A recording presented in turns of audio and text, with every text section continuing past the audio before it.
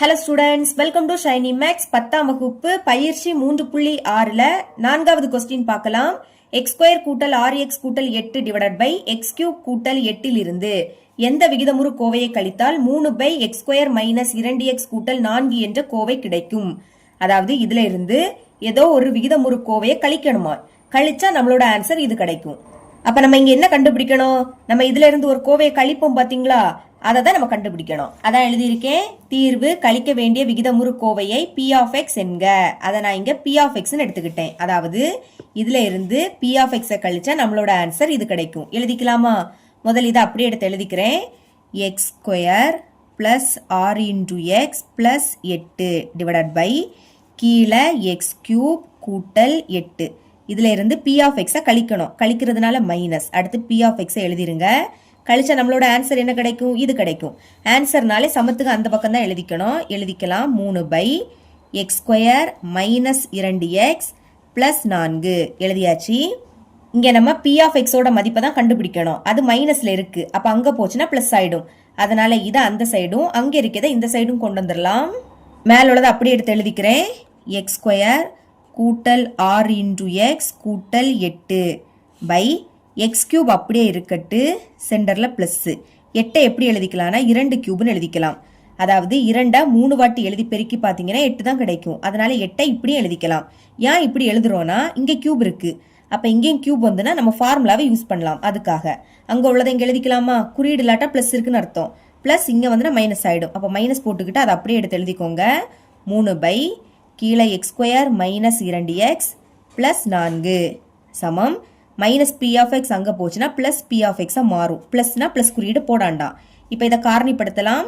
x² முன்னாடி எதுவுமே இல்ல, அப்ப லாஸ்ட் என்னது இருக்கு? பிளஸ் 8 இருக்கு. இதுதான் நமக்கு பெருக்கும் போது கிடைக்கணும். எழுதிக்கிறேன். பெருக்கும் போது பிளஸ் 8 கிடைக்கணும். கூட்டும் போது என்ன கிடைக்கணும்னா சென்டர்ல உள்ளது. சென்டர்ல என்னது இருக்கு? பிளஸ் 6 இருக்கு. ஓகே, இப்போ பெருக்கும் போது 8 எப்போ கிடைக்கும்? 4 2 8. இனி இதை கூட்டுனா 6 கிடைக்கணும். 4 2 கூட்டினா 6 கரெக்டா இருக்கு. ரெண்டுலயும் பிளஸ் இருக்கிறதுனால இங்கேயும் பிளஸ் போட்டுருங்க, இங்கேயும் பிளஸ் போட்டுருங்க. ஃபர்ஸ்ட் என்னதுக்கு? x² இருக்கு, ஸ்கொயரை விட்டுருங்க. பாக்கி என்னதுக்கு? x இருக்கு, அதை பைக்கு கீழே எழுதிக்கணும். இங்கேயும் பைக்கு கீழே x. காரணி எழுதும் போது கீழே இருந்தே எழுதிக்கணும். x கூட்டல் 4 அடுத்து x கூட்டல் 2 எழுதிக்கலாமா? இதுக்கு பதில் அதோட காரணிகளை எடுத்து எழுதிக்கிறேன். x கூட்டல் 4 இன்டூ x கூட்டல் 2 டிவைடட் பை பைக்கு கீழே ஃபார்முலாவை யூஸ் பண்ண போறோம். ரெண்டுலயும் கியூப் இருக்கு, நடுவில் பிளஸ். அப்ப என்ன ஃபார்முலா? a³ plus b³. இங்கே ரெண்டுலேயும் கியூப் இருக்கு, நடுவில் பிளஸ். இதை ஈஸியா எழுதிக்கலாம். அதாவது கியூபை விட்டுருங்க. பாக்கி என்னதுக்கு? a கூட்டல் b. அதை முதல்ல எழுதிக்கணும். அடுத்து a இருக்கா, a எழுதிக்கிட்டு அதுக்கு ஸ்கொயர் போட்டுருங்க. இனி இங்க பிளஸ் இருந்துன்னா இங்க பிளஸ் வரும், உள்ள இந்த இடத்துல மைனஸ் வரும். அடுத்து ab, இதை ரெண்டையும் சேர்த்து எழுதிக்கணும். அதாவது பெருக்கணும். a-யும் b-யையும் பெருக்குனா ab. அடுத்து பிளஸ் லாஸ்ட் என்னது இருக்கு? b இருக்கு, b எழுதிக்கிட்டு அதுக்கு ஸ்கொயர் போட்டுக்கணும். இதே மாதிரி இதை எழுதிக்கலாமா? கியூபை விட்டுருங்க.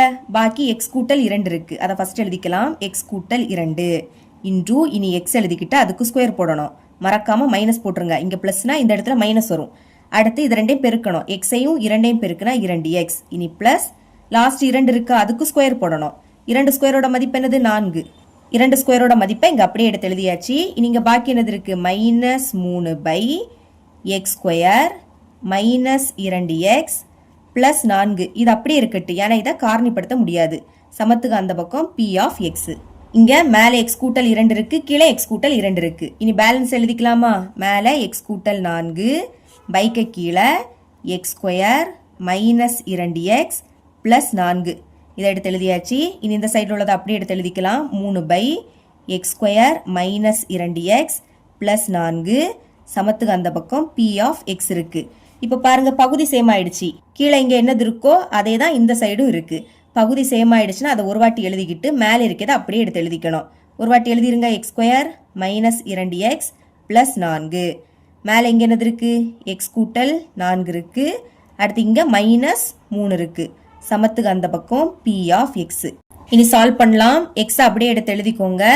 Plus 4 minus 3. மைனஸ்னாலே கழிச்சு பெரிய எண்ணோட குறியீட போடணும். கழிங்க. 4 இருந்து 3 கழிச்சா 1. பெரிய எண் 4, அதோட குறியீடு பிளஸ். அப்போ பிளஸ் 1. இப்ப பைக்கு கீழே இருக்கிறத அப்படியே எடுத்து எழுதிக்கலாம். x² minus 2x plus 4 is equal to அந்த சைடு p of x. இதுக்கு மேல இதை சுருக்க முடியாது. அப்ப இதுதான் p of x ஓட மதிப்பு. எழுதிக்கலாம். therefore P of x equal to இது அப்படியே எடுத்து எழுதிக்கோங்க எக்ஸ் கூட்டல் 1 பைக்கு கீழே X square minus 2x plus 4 இதுதான் கழிக்க வேண்டிய விகிதமுறு கோவை இவ்வளவுதான் இந்த சம்